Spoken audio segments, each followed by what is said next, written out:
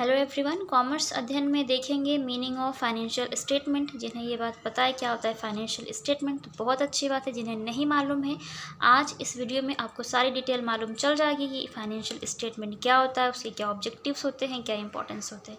चलिए स्टार्ट करते हैं इस वीडियो को, देखते हैं financial statements. Financial statements are those statements that depict the financial position and result of business activities at the end of accounting period.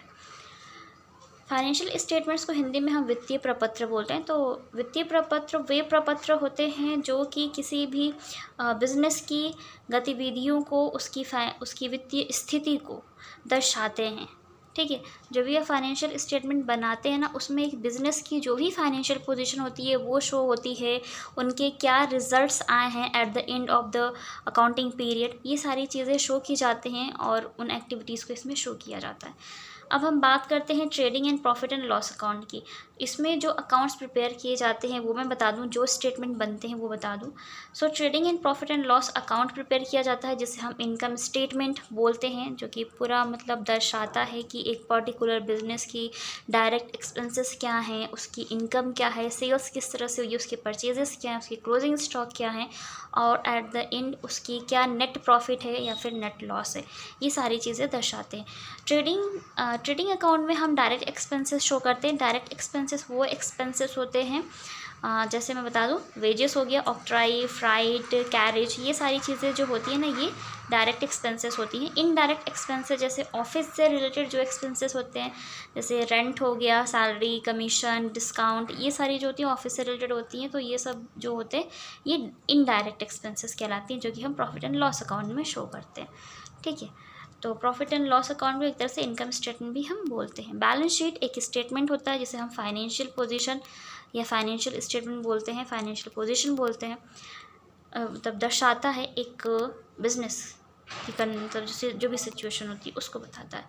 तो financial statement में आप ये सभी स्टेटमेंट्स तैयार करते हैं, उसमें आपका कैश फ्लो स्टेटमेंट भी आ जाता है। बहुत सारे स्टेटमेंट बनाए जाते हैं फाइनेंशियल स्टेटमेंट में जो आते हैं। अब हम बात करते हैं डेफिनेशन ऑफ फाइनेंशियल स्टेटमेंट्स।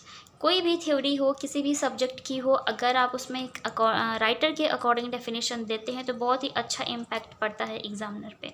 चलिए देखते हैं। According to Walter B Meigs, the financial statements are the mean of conveying to management and to interested outsiders a concise picture of the profitability and financial position of the business।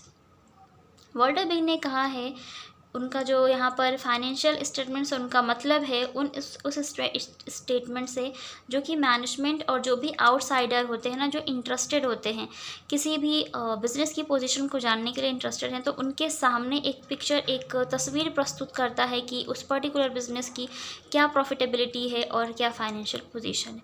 ठीक है, तो Walter big ने यही financial statement के बारे में कहा है कि आसानी से कोई भी मैनेजमेंट है या आउटसाइडर हैं जो जानना चाहते हैं बिजनेस की कंडीशन, सिचुएशन के बारे में, फाइनेंशियल पोजीशन के बारे में, तो वो जान सकते हैं किसके अकॉर्डिंग, फाइनेंशियल स्टेटमेंट के अकॉर्डिंग। ठीक है, इसकी हेल्प से जान सकते हैं। ऑब्जेक्टिव एंड इम्पॉर्टेंस की बात करते हैं यहाँ पर। So the ultimate objective of preparing financial statements of any business entity is to know about its operating position and financial soundness. अब बात करते हैं इसके ऑब्जेक्टिव की। तो जो भी आप फाइनेंशियल स्टेटमेंट हम बनाते हैं ना, किसी भी बिजनेस की बनती है, तो उसमें क्या होता है कि जो भी उसकी जो सिचुएशन है, फाइनेंशियल पोजीशन है, तो किस तरह से साउंड कर रही है, लाइक उसकी एसेट्स क्या हैं, उसकी लायबिलिटीज़ क्या हैं, उसकी ओनर की कैपिटल कितनी, ये सारी चीज़ें हमें शो हो जाती हैं, है ना, कि नेट लॉस आया है, नेट प्रॉफिट आया है एक टाइम पर, ये सारी चीज़ें पता चल जाती हैं किसके माध्यम से, फाइनेंशियल स्टेटमेंट के थ्रू।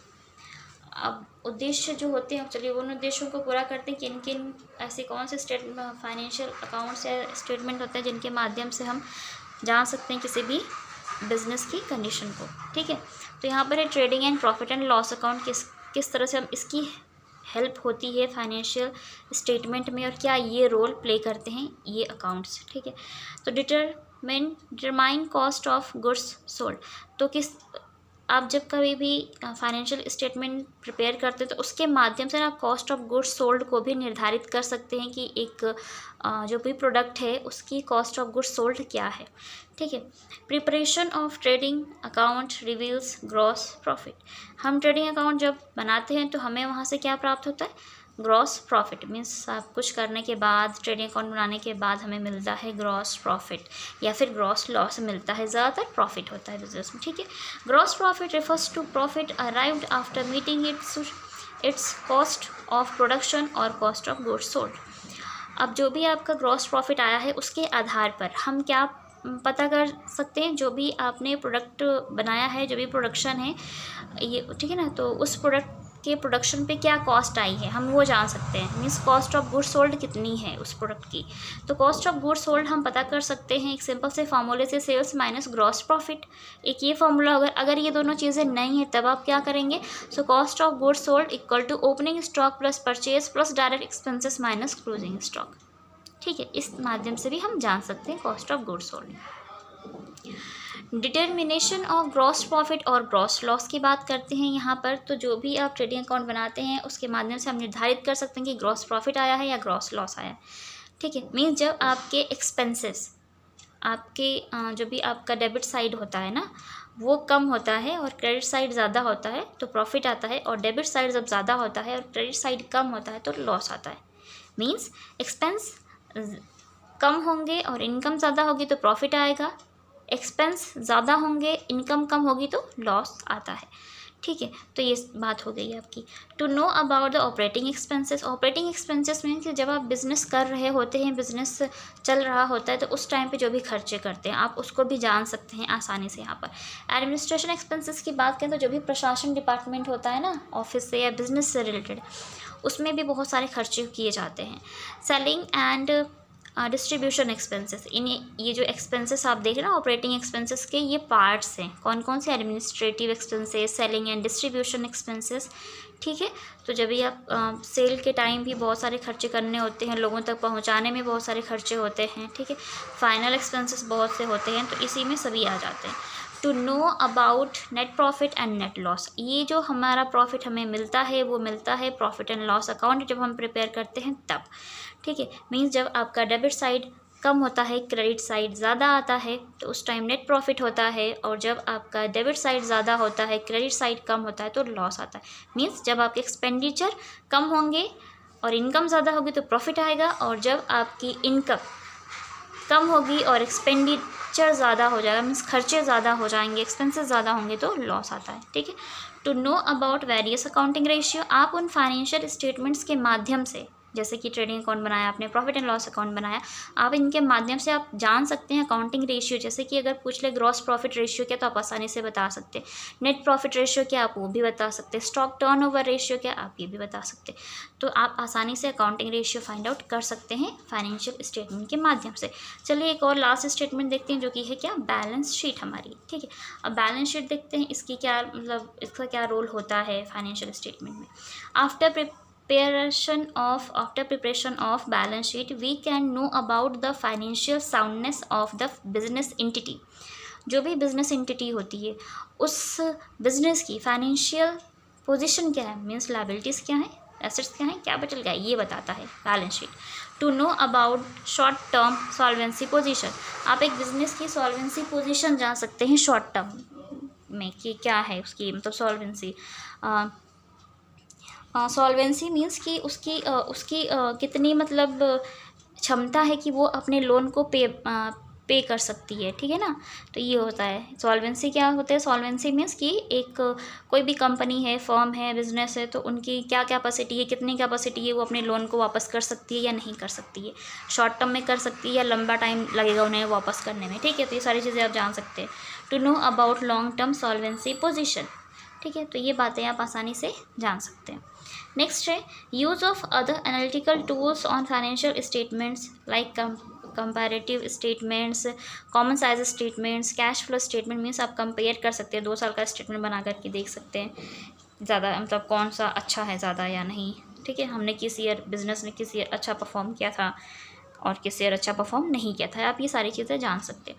कैश फ्लो स्टेटमेंट्स बात करें तो कैश फ्लो स्टेटमेंट्स, कैश का जो फ्लो रहा है वो कैसा, इनफ्लो ज़्यादा हुआ है, आउटफ्लो ज़्यादा हुआ, मीन्स कैश ज़्यादा आई है बिजनेस में या बाहर गई है बिजनेस से, तो ये सारी चीज़ें हो जाती हैं। यूज़ ऑफ फाइनेंशियल स्टेटमेंट्स की कौन से ऐसे लोग होते हैं जो इनका यूज़ कर सकते हैं, उनके लिए यूज़फुल हो सकता है। So first is management. जो भी बिज़नेस का मैनेजमेंट है ना, वो उन्हें हेल्प होती है फ्यूचर में डिसीज़न लेने में। आसानी से वो डिसीज़न ले सकते हैं फाइनेंशियल स्टेटमेंट्स को देख करके कि हमारी कंपनी की ये पोजीशन है, उसकी ये फाइनेंशियल सिचुएशन है, हम और अच्छे से काम कर सकते हैं, या कहीं कोई मिस्टेक हो रही है तो उसको इम्प्रूव कर सकते हैं, सुधार कर सकते हैं। ठीक है। इन्वेस्टर्स वो इंसान होते हैं जो अपनी मर्ज़ी से एक बिज़नेस में पैसा लगाते हैं। ठीक है। चाहे अगर प्रॉफिट होगा तो उन्हें प्रॉफिट दिया जाएगा, अगर प्रॉफिट नहीं होता है, पैसा डूब जाता है, तो उन्हें कुछ नहीं दिया जाएगा। तो वो अपनी मर्ज़ी से आते हैं, पैसा लगाते हैं बिज़नेस में, तो वो इन्वेस्टर्स होते हैं, तो उन्हें भी हेल्प होती है। तो वो इन्वेस्ट करने से पहला मतलब जैसे कि हम ही लोग हैं, अगर आज के टाइम में अगर हम लोग शेयर्स में पैसा इन्वेस्ट करते हैं, म्यूचुअल फंड में पैसा इन्वेस्ट करते हैं, ठीक है। आप स्टूडेंट हैं, आप भी कर सकते हैं इन्वेस्ट कुछ नॉलेज ले करके। ठीक है। बहुत सारे यूट्यूब पे हमें ट्यूटोरियल्स मिल जाते हैं, तो आप वहाँ पर वीडियोस देखकर भी आप शेयर्स में पैसे लगा सकते हैं। एंड बेसिक सी नॉलेज तो मैं भी दे सकती हूँ आपको, क्योंकि उतनी सी नॉलेज है मुझे। अगर चाहिए तो आप मुझे कमेंट कर सकते हैं, तो मैं आपको ज़रूर बताऊँगी उसके बारे में। लेकिन सभी इन्वेस्ट कर सकते हैं, और इन्वेस्ट करने से पहले थोड़ा सा रिसर्च करना होता है कंपनी के बारे में कि उसकी फाइनेंशियल सिचुएशन क्या है। तो जिस तरह से अगर हमें ज़रूरत है इन्वेस्ट करने की किसी कंपनी में, किसी कंपनी के शेयर खरीदना चाहते हैं, तो उसकी पूरी डिटेल होती है, हम आसानी से चेक कर सकते हैं, गूगल कर सकते हैं कंपनी के बारे में, किस तरह से परफॉर्म कर रही है, उसकी क्या एसेट्स है, लायबिलिटीज़ हैं। ठीक है। मीन्स फाइनेंशियल स्टेटमेंट ये लोग भी चेक कर सकते हैं, आसानी से यूज़ कर सकते हैं कंपनी के फाइनेंशियल स्टेटमेंट को इन्वेस्ट करने के पर्पज़ से। लॉन्ग टर्म लेंडर्स की बात करें, जैसे डिबेंचर होल्डर्स होते हैं, ठीक है, एंड शेयर होल्डर्स होते हैं, ये भी जब लॉन्ग टर्म के लिए इन्वेस्ट करते हैं पैसा, तो ये भी जानना चाहते हैं फाइनेंशियल कंडीशन किसी भी कंपनी की, बिजनेस की, तो ये भी यूज़ कर सकते हैं। Creditors and suppliers. Creditors means कि जो लोग लोन देते हैं कंपनी को। अब कोई बैंक है, अगर वो एक बिज़नेस को लोन देगा, तो वो साफ साफ कहे कि आपने पेपर्स दिखाइए, कि अपना मतलब फाइनेंशियल स्टेटमेंट्स दिखाइए, क्या फाइनेंशियल पोजीशन है आपकी बिज़नेस की, कंपनी की, तभी हम आपको लोन प्रोवाइड करेंगे। तो वो भी चेक कर सकते हैं। और सप्लायर्स जो गुड्स सप्लाई कर रहे हैं उन्हें, ठीक है, तो ये लोग भी चेक कर सकते हैं। एम्प्लॉयज़, जैसे कि किसी भी कंपनी में एम्प्लॉयज़ काम कर रहे हो, तो उनकी सेफ्टी सिक्योरिटी, कि उनकी जॉब सिक्योर है या नहीं, कंपनी टाइम पर उन्हें सैलरी देगी या नहीं, तो वो चेक कर सकते हैं फाइनेंशियल स्टेटमेंट के आधार पर, मतलब यूज़ करके देख सकते हैं और फिर कंपनी को ज्वाइन कर सकते हैं। टैक्स अथॉरिटीज़ की बात की, जैसे इनकम टैक्स डिपार्टमेंट है, एक्साइज डिपार्टमेंट है, बहुत सारे टैक्स अथॉरिटीज़ होती हैं जो कि देख सकती हैं financial statements. Government and other agencies की बात करते हैं यहाँ पर, तो जो भी सरकारी, जैसे कि इनकम टैक्स डिपार्टमेंट हो गया, जितनी भी गवर्नमेंट एजेंसी होती हैं, तो वो देख सकते हैं कि मतलब कोई भी बिज़नेस, अगर हमारे देश का बिज़नेस है, कंपनी है, काम कर रही है, तो उनका अपना फाइनेंशियल कंडीशन क्या है, तो उसकी स्टेटमेंट को चेक कर सकते हैं। अदर यूज़र्स, जैसे कोई आउटसाइडर्स हैं, कंज्यूमर्स हैं, ठीक है, हम लोग हो गए, तो हम सभी क्या कर सकते हैं, किसी भी कंपनी की फाइनेंशियल स्टेटमेंट्स को देख सकते हैं। आज के टाइम में हर एक कंपनी पब्लिकली अपने फाइनेंशियल स्टेटमेंट्स को रखती है सामने, प्रॉपर तरीके से नहीं रखती है, लेकिन हाँ, एक तस्वीर सामने रखती है कि अच्छी है या बुरी है उस कंपनी की पोजीशन। ठीक है ना। तो ये सारी कुछ बातें थी फाइनेंशियल स्टेटमेंट से रिलेटेड। हम बनाएंगे नेक्स्ट वीडियो में financial statement means trading account कैसे प्रिपेयर होता है, प्रॉफिट एंड लॉस अकाउंट कैसे बनता है, बैलेंस शीट कैसे बनती है, किस तरह से अगर एडजस्टमेंट गिवन है क्वेश्चन, तो हम एडजस्टमेंट को किस तरह से करते हैं सॉल्व, ये सारी बातें डिस्कस करेंगे आज की वीडियो में। बस इतना ही, और अगर मैं आपको अच्छे से समझा पाई तो कॉमेंट सेक्शन में कॉमेंट करके ज़रूर बताएं। वीडियो अच्छा लगा तो लाइक ज़रूर करें, चैनल पर नए विजिटर हो तो प्लीज़ चैनल को सब्सक्राइब ज़रूर कर लें, बेल आइकन को प्रेस कर लें ताकि आपको आने वाली वीडियोज़ की नोटिफिकेशंस मिलती रहें। और आप सभी जब मुझे कमेंट करते हैं, अपने क्वेश्चंस करते हैं, अपने डाउट्स क्लियर करने के लिए, तो मुझे बहुत ज़्यादा अच्छा लगता है, मोटिवेटेड रहती हूँ मैं आपके लिए अच्छी वीडियोस लाने की कोशिश करती हूँ कि और अच्छे से मैं काम करूँ आप सभी के लिए।